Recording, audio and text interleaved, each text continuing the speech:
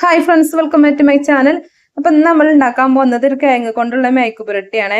Special ആയിട്ടുള്ള ഒരു make പുരട്ടിയാണ് കേട്ടോ നമ്മൾ ഉണ്ടാക്കാൻ പോകുന്നത്.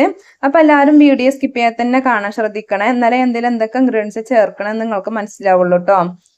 അതുപോലെ തന്നെ നമ്മുടെ ചാനൽ ആദ്യമായിട്ട് കാണുന്ന കൂട്ടുകാർ ആരെങ്കിലും ഉണ്ടെങ്കിൽ ഒന്ന് സബും കൂടി ചെയ്യണേ. അപ്പൊ നമുക്ക് വീഡിയോയിലേക്ക് പോകാം. അപ്പൊ ഞാൻ എന്താ കിഴങ്ങ് മേക്ക് പുരട്ടി ഉണ്ടാക്കാൻ വേണ്ടിട്ട് ഇതുപോലെ ഒരു 4 മീഡിയം സൈസ് വലുപ്പത്തിലുള്ള കിഴങ്ങാണ് കേട്ടോ എടുത്തിട്ടുള്ളത്. ഇതുപോലുള്ള കിഴങ്ങാണ് എടുത്തിട്ടുള്ളത്. നിങ്ങൾക്ക് വേണമെന്നുണ്ടെങ്കിൽ കിഴങ്ങിന്റെ അളവ് കൂട്ടിയിട്ടും കുറച്ചിട്ടൊക്കെ എടുക്കാം കേട്ടോ.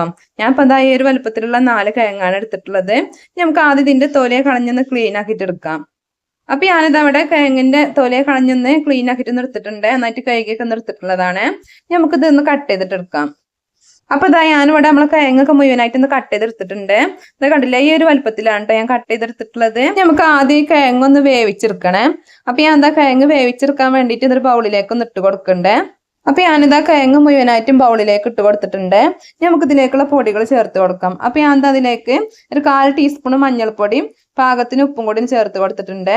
ഇനി കുറച്ച് വെള്ളം കൂടി ഒഴിച്ചിട്ട് നന്നായിട്ട് ഒന്ന് വേവിച്ചെടുക്കാം. വെള്ളം ഒഴിച്ച് കൊടുക്കുമ്പോൾ കിഴങ്ങിന്റെ മുകളിൽ പൊങ്ങി നിൽക്കുന്ന രീതിയിൽ വേണം കേട്ടോ വെള്ളം ഒഴിച്ച് കൊടുക്കാൻ വേണ്ടിയിട്ട്. അപ്പൊ ഞാൻ എന്താ അവിടെ കിഴങ്ങൊക്കെ നന്നായിട്ടൊന്ന് വേവിച്ചെടുത്തിട്ടുണ്ട്. ഇതാ കണ്ടില്ല, ഈ ഒരു രീതിക്കൊന്ന് വേവിച്ചെടുത്തിട്ടുണ്ട് കേട്ടോ. പിന്നെ കിഴങ്ങ് കുറേയാണ്ട് വെന്തുടഞ്ഞു പോരുത് കേട്ടോ. അതുപോലെ ഒരു പകുതി ഒന്ന് ഒരു 1/4 ഭാഗം ഒന്ന് വേവായി കിട്ടിയാൽ മാത്രം മതിയിട്ട് നമുക്ക് ഇതിത്തെ വെള്ളമൊക്കെ ഒന്ന് ഊറ്റിയിട്ടെടുക്കാം. അപ്പൊ ഞാൻ എന്താ കിഴങ്ങത്തെ വെള്ളമൊക്കെ ഒന്ന് ഊറ്റിന്ന് മാറ്റി വെച്ചിട്ടുണ്ട്. നമുക്ക് ഇതിലേക്കുള്ള ഒരു അരപ്പ് റെഡിയാക്കണം കേട്ടോ. അപ്പൊ ഞാൻ എന്താ അതിന് വേണ്ടിയിട്ട് മിക്സിയുടെ ജാറിലേക്ക് ഒരു 5 അല്ലി വെളുത്തുള്ളിയും 5 അല്ലി ചെറിയ ഉള്ളിയും കൂടി ഇട്ട് കൊടുത്തിട്ടുണ്ട്. പിന്നെ ഇതൊരു ടീസ്പൂണ് വലിയ ജീരകം ഇട്ട് കൊടുക്കുന്നുണ്ട്. 2 ടീസ്പൂണ് മല്ലി ഇട്ട് കൊടുക്കുന്നുണ്ട് കേട്ടോ. പിന്നെ ഇത് 2 ടീസ്പൂണ് പൊടിക്കാത്ത കുരുമുളകും കൂടി ഇട്ട് കൊടുക്കുന്നുണ്ട്. ഇതാ 2 ടീസ്പൂൺ എരിവില്ലാത്ത കാശ്മീരി മുളക് പൊടിയും കൂടി ചേർത്ത് കൊടുക്കുന്നുണ്ട്. ഇനി കുറച്ച് വെള്ളം കൂടി ഒഴിച്ചിട്ട് നന്നായിട്ട് അരച്ചെടുക്കാം കേട്ടോ. വെള്ളം ഒഴിച്ച് കൊടുക്കുമ്പോൾ കൂടി പോരുത്, കൂടിയാൽ നമുക്ക് അരിഞ്ഞ് കിട്ടാൻ പ്രയാസമായിരിക്കും കേട്ടോ. അപ്പൊ ഇതാ പാകത്തിന് വെള്ളം കൂടി ഒഴിച്ച് കൊടുത്തിട്ട് ഇതുപോലെ നന്നായിട്ട് അരച്ചെടുത്തിട്ടുണ്ട്. ഇത് കണ്ടില്ലേ, ഈ രീതിക്കൊന്ന് അരച്ചെടുത്തിട്ടുണ്ട്. നമുക്ക് മേക്ക് പുരട്ടി ഉണ്ടാക്കിയെടുക്കാം കേട്ടോ.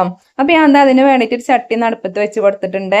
ഇതിലേക്ക് 2-3 ടേബിൾ സ്പൂൺ വെളിച്ചെണ്ണ ഒഴിച്ച് കൊടുക്കാം കേട്ടോ. ഞാൻ ഇപ്പൊ ഇവിടെ ഒരു 3 ടേബിൾ സ്പൂണോളം വെളിച്ചെണ്ണ ഒഴിച്ച് കൊടുത്തിട്ടുണ്ട്. വെളിച്ചെണ്ണ ചൂടായതിനു ശേഷം അതിലേക്ക് 1/2 ടീസ്പൂൺ കടുക് ഇട്ടൊന്ന് പൊട്ടിച്ചെടുത്തിട്ടുണ്ട്.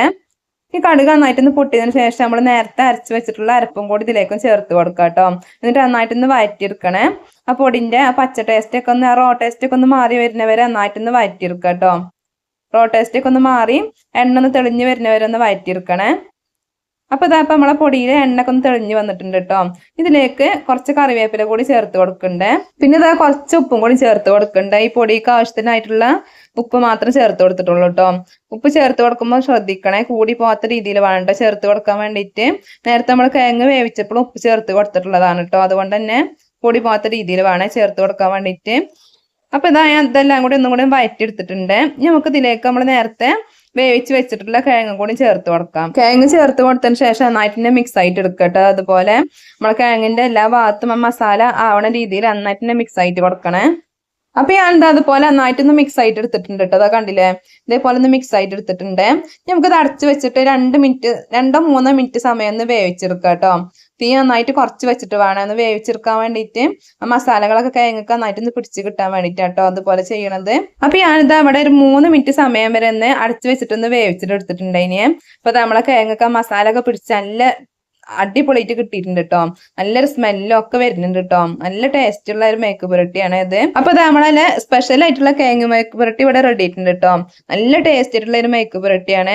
ഈ ഒരു മേക്ക് പുരട്ടി മാത്രം മതിട്ട് നമുക്കൊരു പ്ലേറ്റ് ചോറ് തിന്നാൻ വേണ്ടിയിട്ട് അത്രക്കും ടേസ്റ്റ് ആണ് കേട്ടോ.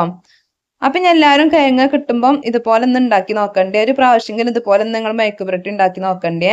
എന്നിട്ട് നിങ്ങളെ കമന്റുകളൊക്കെ ഒന്ന് അറിയിക്കണേ. അപ്പൊ ഇന്നത്തെ നമ്മളെ വീഡിയോ എല്ലാവർക്കും ഇഷ്ടമായിട്ടുണ്ടാവും എന്ന് വിചാരിക്കുന്നു. വീഡിയോ ഇഷ്ടമാണെങ്കിൽ എല്ലാവരും ലൈക്കൊക്കെ ഒന്ന് ചെയ്യട്ടോ. അതുപോലെ തന്നെ നിങ്ങളെ ഫ്രണ്ട്സിനെയൊക്കെ ഒന്ന് ഷെയർ ചെയ്ത് കൊടുക്കാൻ മറക്കല്ലേ.